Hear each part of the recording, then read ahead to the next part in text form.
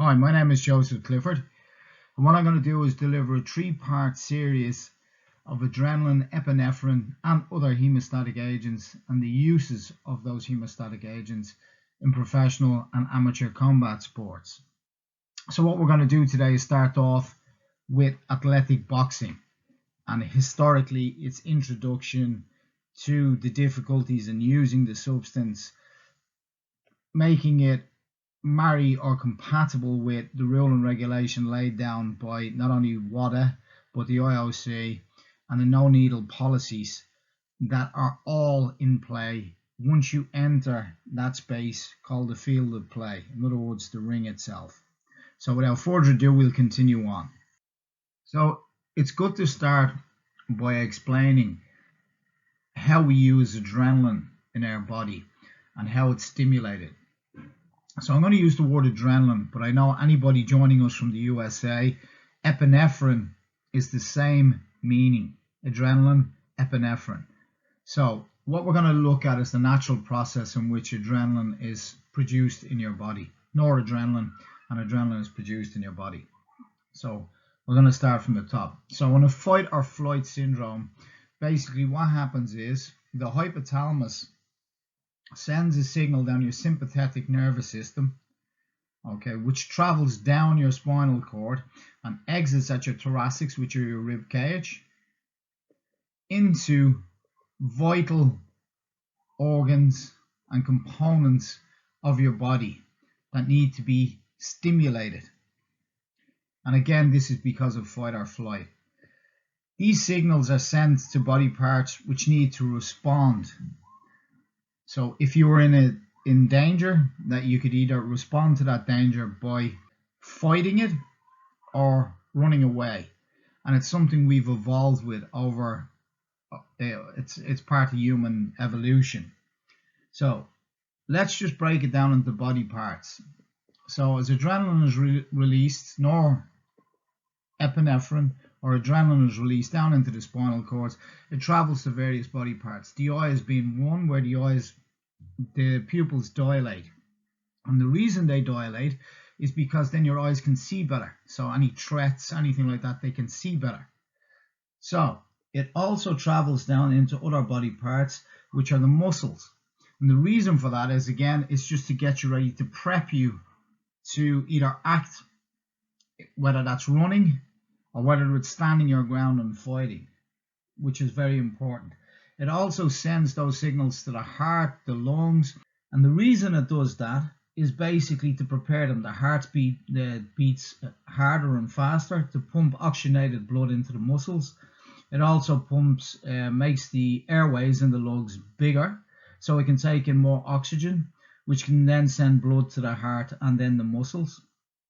And remember that noradrenaline or epinephrine is a neurotransmitter. So what it does is it transmits a signal to these very important areas, okay? And again, it starts in the hypothalamus and travels down to all these bodily parts to prep you for fight or flight. Now, the adrenaline part of what happens when noradrenaline is that you have a small gland there, the adrenal gland, which releases adrenaline into your bloodstream, which then is transported into the eyes, the heart, the lungs. And remember, it's a hormone. So again, prepping you for fight or flight.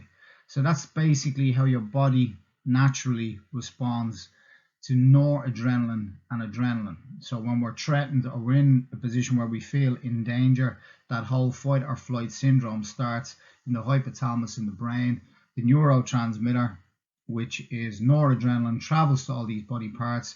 Adrenaline is released from the adrenal gland, which then pours into your bloodstream, the hormone itself, which then helps your body to keep moving, to keep functioning. So again, that gives you an added bonus or benefit in terms of being able to respond to the immediate threat. So what does adrenaline actually do? Well, when you put it on the end of your swab, if you are using it as a cut person, when you apply it to the broken blood vessel, it basically, as you can see in the picture on the right hand side, the blood vessel narrows. Now your body does this naturally, but what adrenaline 1:1000 does is basically Well, it basically speeds up the process. So what's the benefits of that? Well, when you apply the drug, again, it narrows the blood vessel walls. The reason it does that is to reduce the blood flow coming through that area, the injured area, and it gives time then to plug the hole. Less blood coming through, less pressure, or less fluid coming through that could actually carry away the clot. So that's the reason it narrows. So very important. So there's the blood vessel, and then basically what happens is when you apply your adrenaline into the broken part of the blood vessel, or what happens is it basically vasoconstricts. So that's what adrenaline does on the end of your swab.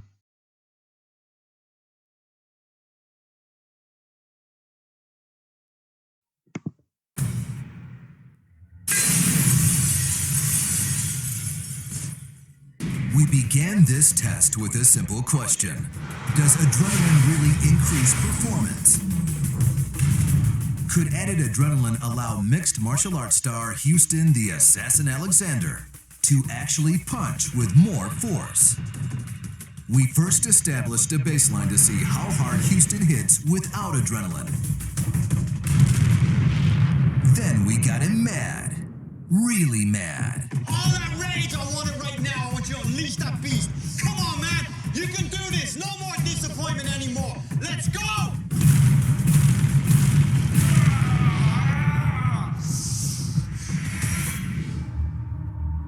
Flooded with natural adrenaline, Houston hit the crash test dummy with an amazing 1,000 pounds of force. That's 400 pounds. Or 60% more force than he produced during the baseline. Now, there's one last test to run. How hard will Houston hit when we actually inject him with a shot of pure adrenaline?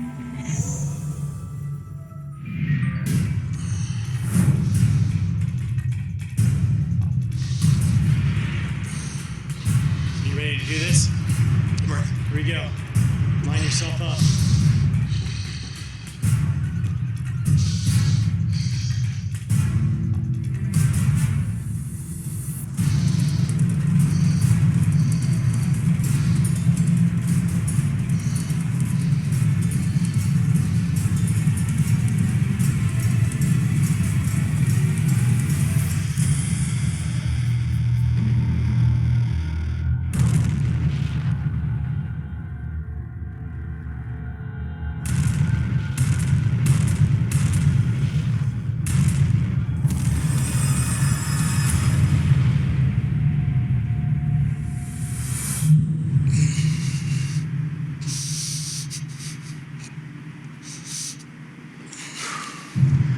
Check if he's all right. Check if he's all right. Houston, I'm gonna check your pupils.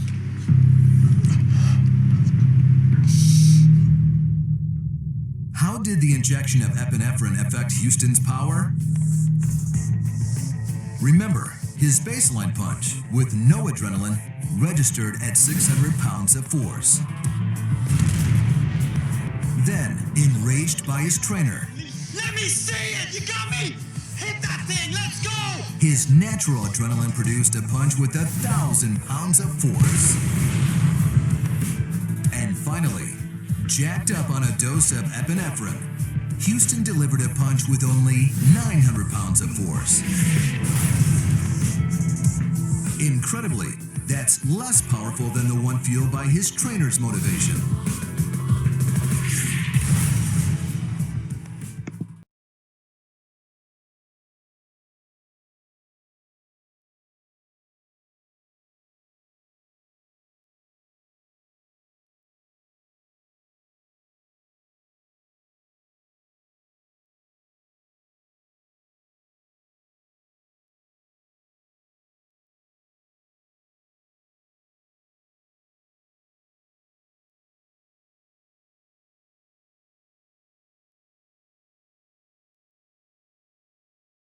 So what we're going to do now is have a look at the actual drug, the synthetic version of the drug, and what it's actually used for.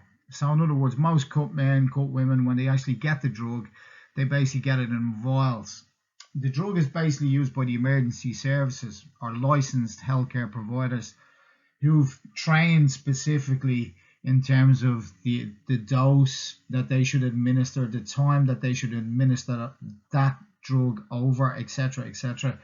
And basically what it is used for is like severe allergic reactions, and it's also used, believe it or not, to kickstart the heart. All right, count to three. All right, ready? 1.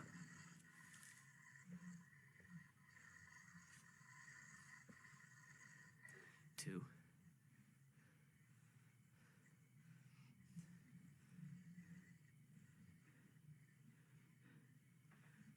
3.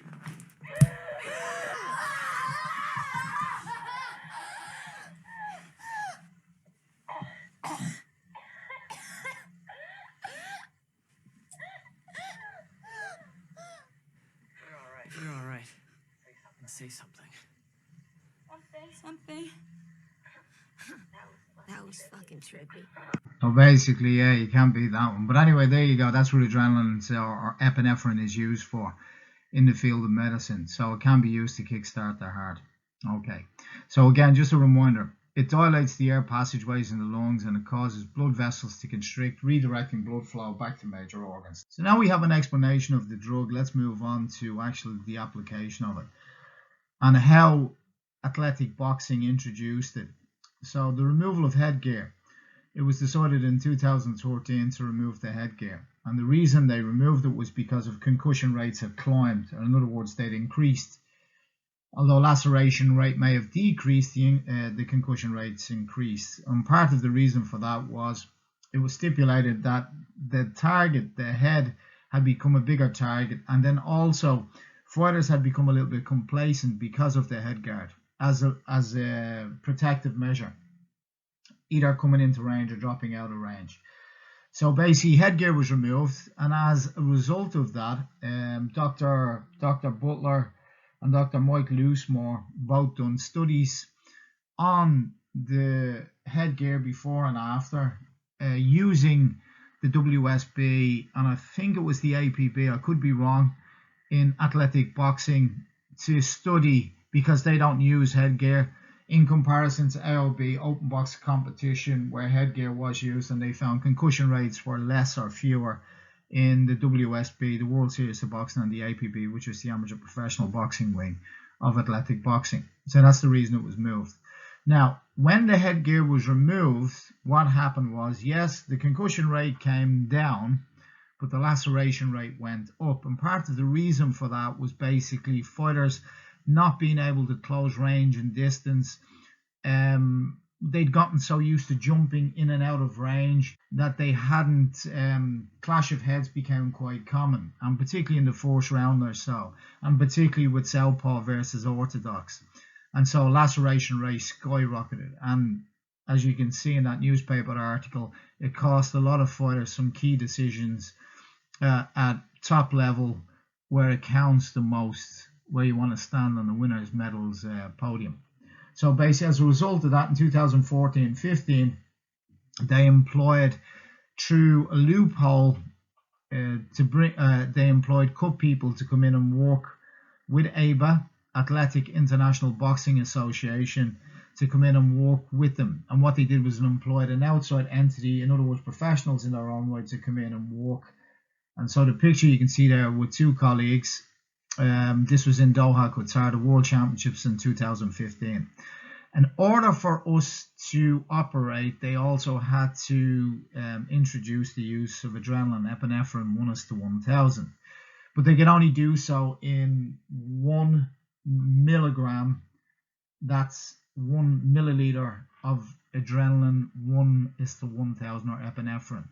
So in other words, they tried to monitor the dose. And what they did was they also introduced the use of a doxer as a supervisory measure as it was being administered.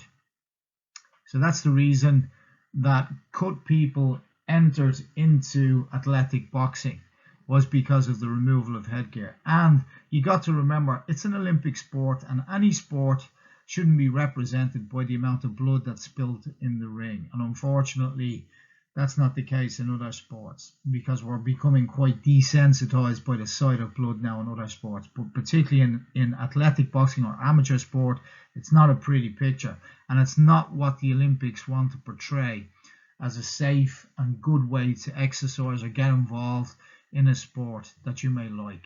So I had mentioned earlier that when the drug was being administered, that's myself in Rio 2016, it was the first time that they'd ever allowed cut people to work in an AOB elite level competition.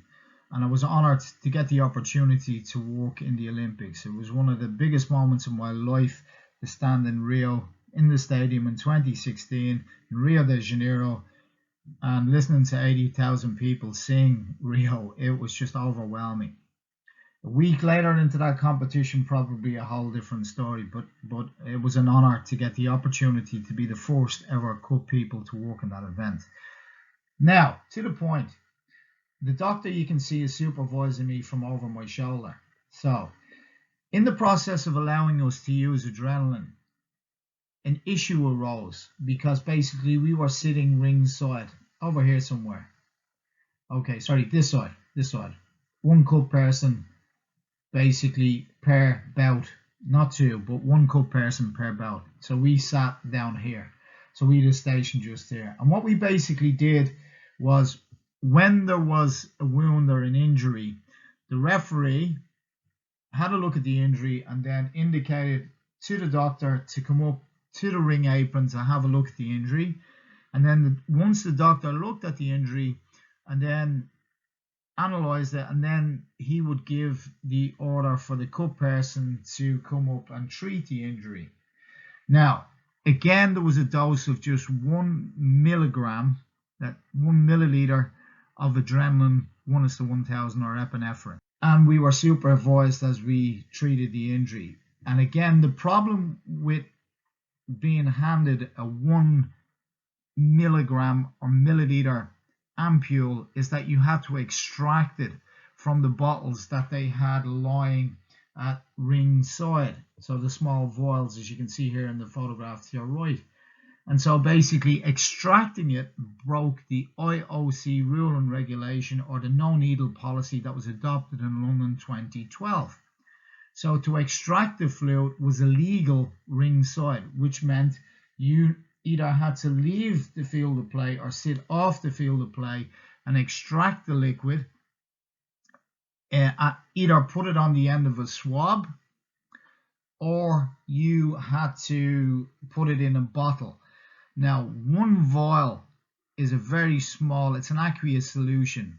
Adrenaline 1:1000 or epinephrine is a very, very small amount. So you try cover a whole swab with that. So again, we two choices, either to put it in a bottle, or you could put it on the end of your swab, which means it was exposed to the outside environment. It was oxidized. So not really good, because what happens is shelf life. Once exposed to the outside environment, then its potency starts to reduce over a period of time. And we could have been sitting ringside for hours on end. But importantly, it broke the IOC rule and regulation and the no needle policy that were adopted in London 2012, where no needles or syringes were allowed around or inside of the field of play, but designated areas under Therapeutic Use Exemption. Okay, so just one of the problems we had with the substance when it was introduced into international competition. After the Olympics in 2017 in Switzerland, we were all called in to have a meeting. This is ABA, about the role of team cutman. And now it was decided that the role of cut person needed to be handed back to the actual international teams themselves, the federations, so that at national level they could educate coaches on the role of cut person. So they produced a certification course. Now, there were a number of us that attended that meeting that day. None of them I will name. Okay, but that's my ugly self sitting on the far right. And so basically, that day itself, it was decided which course that they would use. So basically, we all presented a version of it, or some of us did. That my course would basically be used for able cut men and cut women, okay, which was a great honor. It was a fantastic honor to actually introduce it into athletic boxing. So basically the whole certification course. So I basically wrote the course specifically for ABA and then designed an examination process to complement the course itself. So basically it was decided in 2017. So the role of cut person was then handed back to the National Federation. ABA needed to introduce a rule where hemostatic agents were now used. Now hemostatic agents are the substances that stop bleeding. Okay, so they introduced a rule called 1623, and the ruling came into effect on the 26th of April 2017. In case of a cut, the sections can use Vaseline, colloidin, thrombin solution, microfibrillar collagen, jello foam, Surgicel, and epinephrine, adrenaline 1:1000, ice bags, end swells and swabs are permissible. Now the problem with that rule was, well, there's a number of problems with that rule. Some of those drugs are surgical drugs. They're quite potent, very strong, but they're very expensive, and particularly microfibrillar collagen, which can cost up to $300 a gram. Okay, up to $300 a gram. And then when you're looking at national federations, if you're talking about a level playing field in Olympic sport, can African nations afford to spend $300 on 1 gram of microfibrillar collagen? So basically, the rule itself did not, it created confusion in terms of what could or could not be used. And as a result of that, developing nations could not afford most of the items that are on that list, most of those drugs that are on that list. So again, it didn't really create a level playing field. So what you have were nations that turned up for events in AOB international competition with nothing other than towel and water, and straight across the ring, sitting from them, probably a Western developed country, and they had access to all of these drugs. Although adrenaline, epinephrine was the go-to kid or recommended to use, it still was probably out of reach and out of cost of most underdeveloped countries or developing countries. So as adrenaline was now, or epinephrine was the go-to kid for athletic boxing, if we now faced an issue in terms of prohibited substances listed on WADA. As a stimulant, epinephrine adrenaline is listed on the banned substance list, and it's clearly outlined, okay, under the conditions in which it can be used, therapeutic use exemption in athletic boxing for Olympic competition, which was ophthalmic, which meaning the eyes, if there were issues with the eyes, or nasal in terms of topical use for nosebleeds, and then basically lastly in conjunction with local anesthetic. So the drug itself, if most of you know what adrenaline epinephrine does, it constricts the blood vessels, so it narrows the blood vessel, which allows, if there is trauma or laceration, blunt force or trauma, it allows it narrows the blood vessel, which our body does naturally, but accelerates that process and gives the body chance to plug the hole in the traumatized blood vessel. But it doesn't, the topical use of it into lacerations are not listed here under the WADA prohibited substance list. In other words, therapeutic use exemption, where you're allowed to use, it's not listed there. So again, that was a conflict of interest in terms of the use of the substance. Okay, adrenaline, epinephrine and its application. Well, generally it's applied through a swab. In other words, the swab is doused in adrenaline, epinephrine 1:1000, and applied into an open wound. In other words, a laceration through blunt, which has happened through blunt force or trauma, where blood vessels have been damaged. And so that creates, in other words, that's what happens when you bleed. Blunt force trauma, blood vessels are damaged, you bleed. And obviously the skin is torn, which then, damages blood vessels. So what's interesting is on the end of a swab, you can store up to 6 cc's of adrenaline epinephrine, which is the equivalent of 6 milligrams, 6 milliliters of adrenaline 1:1000. Now remember, typically what's used on nosebleeds is adrenaline 1:10,000, which is a substance that is 10 times weaker. Now you're using a substance which is 10 times stronger, but you're putting on the end of that swab 6 times that amount. So in other words, 60 times the strength of adrenaline 1:10,000 you're applying into an open wound. So that's a pretty large dose. And one of the issues with the application of the drug is how it's administered. Now, there's a theory that once the drug is applied to the blood vessel, what happens, the blood vessel constricts or narrows, and therefore the rest of the drug or its pathway is slowed down into your system. Either the drug is a stimulant. Under therapeutic use exemption, adrenaline is not exempt for topical use into open wounds except nasal, remember ophthalmic, the eye, and lastly as part of an anesthetic in conjunction with a local anesthetic. But it does not list adrenaline in terms of topical application into open lacerations. Now, I'm just going to have a look. I just want you to have a look at the dose itself in terms of, remember what we said, that one swab can hold up to 6 milligrams, 6 milliliters of adrenaline 1:1000. Okay. Well, how about we use 2 of those swabs on one injury, plus we use another hemostatic agent on top of that. Okay, so that's a lot. That's a large dose. So I just want you to watch the video. There's one swab.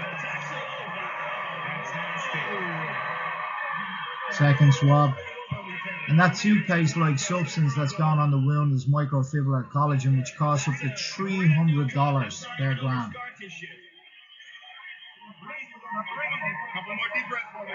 Well, of course, he's never claimed to be that handsome. Yeah. The age-old use of end swells. Anyway, long and the short of it, you'll see how it's applied. So that's 2 doses that's been applied into an open wound. And then the second substance applied into that was microfibrillar collagen. So again, the actual dose is very important in how we, if we ever want to legitimize the profession, we need to be shown to be responsible in terms of how we use the substance. And then particularly when you're on camera, you're unlicensed, untrained, and how you've obtained that drug, you may have been given it by the event doctor, or you may have obtained it illegally. But now what you're doing, the fact of the matter is, if you're doing it unsupervised and you're administering it to a third party, which is the combat sport athlete, you've left yourself liable. You don't have impunity just because it's a combat sport. Okay, so just keep that in mind. But basically, when the drug itself was, or 1623, the rule itself within ABA was introduced, well, basically, other teams may not have been able to access, like I say, the actual drugs that were on that list. So thrombin, microfibrillar collagen, and then you had adrenaline 1:1000, Surgicel, Jello foam, stuff like that. Probably hard for some countries to get. So what they did was brought what was culturally normal in their own environment and brought those to games, whether it was world championships and various other. And so what tended to happen is that we got a load of illegal substances entering the field of play. Now, that may mean nothing to anybody sitting on the other side listening to this, but if you have an equipment list, and on that equipment list it states that you can use these in this circumstance, okay, which was conflicting with the no needle policy, which was conflicting with a prohibited substance by WADA. Confusing, yes, but if there were substances being used outside of what was on that list, well, then they're labeled as illegal. Now, some of those substances, like these ones here, you could basically bleach your hair or bleach your teeth with. The peroxide within those bottles was so strong, which was used in some countries to actually to stem or stop the flow of blood through chemical cauterization by generating heat, probably more than likely. And some of those drugs were so weak that they would have been not only ineffective, but may have caused, horrific scar tissue. And then this confiscated off one country was basically epinephrine, adrenaline 1:10,000 to be used in nosebleeds, right? Correct. We know that's actually on the equipment list, but the legality of its use was just basically one application. But what the individual was doing who was administering it, the cut person that was administering it, was giving 2 to 3 doses in each nostril, which is a direct gateway into your bloodstream, which would then be regarded as a stimulant. So the legality of use is not only the substance that enters the field of play, which is the area around the ring, but basically how the substances that are brought there need to be on the equipment list, and how they are used must comply with no needle policy and WADA rules and regulations in terms of prohibited substance. If athletes are so careful not to take certain things which may show up in their bloodstream, well then surely the drugs that we administer as cut people were responsible for as well. But it's confusing when it's actually allowed on the rule 16.2.3.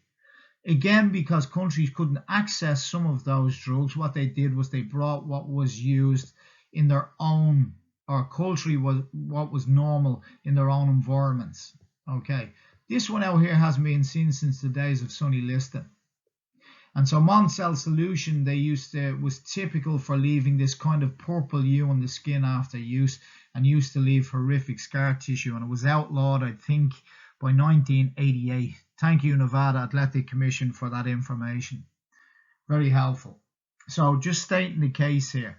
Remember, on the equipment list, it's essential that we obey rule and regulation when we partake in any competition. So what's allowed onto the field of play is on the equipment list. And so within that equipment list, we fought really hard to get natural dressings onto that equipment list, so that cut people had an alternative.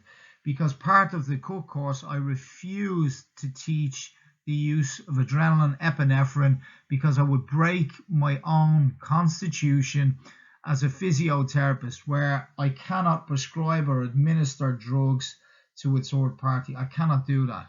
Now, I know I can. There are physiotherapists who are trained in the application of certain medications, but I am not one of them, so I would have broke my own constitution. And even if I was a physiotherapist who was trained in using certain medications, I definitely wouldn't have been insured to actually administer and use adrenaline epinephrine 1:1000. So it was important to get natural products onto the equipment list to harm reduce. So you'll see them just here: alginate dressings, QwickAid, Hemostats. Hemostat's more of an absorbent. QwickAid has a proprietary matrix, and what that does is it encourages blood clot to form at the broken blood vessel, and to basically accelerate the whole process. So if you look at the rule and regulation under adrenaline, it says must be handled with great care due to its hazardous nature and possible misuse. Furthermore, under ABA no needle policy, it is prohibited to introduce needles to the field of play, and therefore its extraction could be problematic. Like I said to you earlier, it either had to be put on swabs before you enter the field of play, exposing it to the outside environment, or you had to put it in a bottle, in which case the dose could no longer be measured. We couldn't see into those bottles, and nobody was examining those bottles, except when those individuals exited off the field of play. Then we could have a look in their equipment list and see what they brought on, and that's the reason that we collected those items you've seen on the previous slide. So what's the solution? The solution is simple: education and training for coaches, which is specific to the cut person role, but must abide by rule and regulation in terms of not only your sports rule and regulation, but actually the law of your own country. And adrenaline within athletic epinephrine within athletic boxing has been an issue in terms of bringing it onto the field of play. The dose that's been administered by an untrained non-healthcare provider or practitioner with no certification or training whatsoever, and then administering that to a third party. And God knows where that individual got the drug from, hopefully from the team doctor. But again, in terms of supervision, that wasn't always provided in AOB competition. In other words, that doctor didn't stand over the cut person's shoulder as they applied the treatment. We wouldn't have been able to confiscate all those other substances if that service had been provided. So in other words, the individual that was actually there to work as the third man or third woman to stop bleeding. So in other words, the substances that they were using should have been on the equipment list, but again, the conflict arose in terms of the application and use of those drugs on the field of play, how they were extracted, etc., etc. A proper headache, and being on the banned substance list and not on the therapeutic use exemption. We also have to work harder educating coaches on the use of non-prescribed substances. They are on the equipment list, but we need to keep on endorsing them. In terms of nosebleeds, you can use nasal wool, which is an alginate dressing with calcium ions, and basically that helps clot. And you can leave it in there during a fight. Off the record, you know, it has been done before, and it just gives the fighter a better chance, or the bleed to actually stem or stop. The training and education is essential throughout. That's what we need to do, is constantly keep on focusing on this and drive it home to individuals that it's not actually okay to just blindly go and get your hands on a substance which you've got from the internet or illegally and just throw it into an athlete with absolutely no regard for their health. Or you probably think it's okay because the conflict is on the rule 16.2.3, which allows its use. So you're reading that rule and you say to yourself, I can use it, it's on the rule, it says it's legit. Hold on a minute, it doesn't exactly tell you who can use that substance. And again, dose is key to it and how the substance is used. Okay, so there's a lot of legal ramifications with that. And again, just because you're involved with a combat sport, this doesn't make you immune from liability. And it definitely doesn't supersede your country's prescription laws. So we need to look at the potential risk of using those substances and the reward. Okay, and again, we need to fall back into using other substances which are now available, which maybe not as potent as adrenaline, epinephrine, 1:1,000, but you know what? They're safe. If you have a conscience about what you're doing, and we are talking about athlete safety, and particularly within amateur sport or athletic boxing, where it's part of the philosophy, athlete safety is number one. Well, then we need to really embrace that in every area, not just if the athlete is taking too much punishment. Corner care, how those athletes are treated, those men and women sitting on stools are key to it. And we need to up our game and educate ourselves. Lastly, I want to say thank you to anybody that's watched this. And so basically, you know I'm passionate about the game. It's not that I want to get rid of cut people in corners, not at all. All I want to do is up the game in terms of what we can do in corner care and give the men and women that give their mind, body and soul to the sport the best of care in corners. Okay, not just in terms of providing, being able to stop bleeding, but just noticing the small things. I'm passionate about all of that because I can't stomach athletes combat sport athletes being hurt anymore in terms of unnecessarily. And when you have friends who suffer from traumatic brain injury and you see the results of coaches or gung-ho coaches in corners, you know, lifting kids up off stools and throwing them back out there, it's sickening to watch. And so basically, I just want the best for the individuals who serve as corners, and I hope you get that. I hope you enjoyed it. If you have any questions, please don't hesitate to send me an email at minutemedicineman@gmail.com. You can check out the website. There's loads of free stuff on that, www.minutemedicineman.com, or YouTube channel, loads of free stuff on the YouTube channel. Again, it's called Minute Medicine Man. Facebook, Cutman Minute Medicine Man. That's my page. And Twitter, same thing, Minute Medicine Man. Okay, thanks a million for listening. Take care of yourself, stay safe, and take care of your health.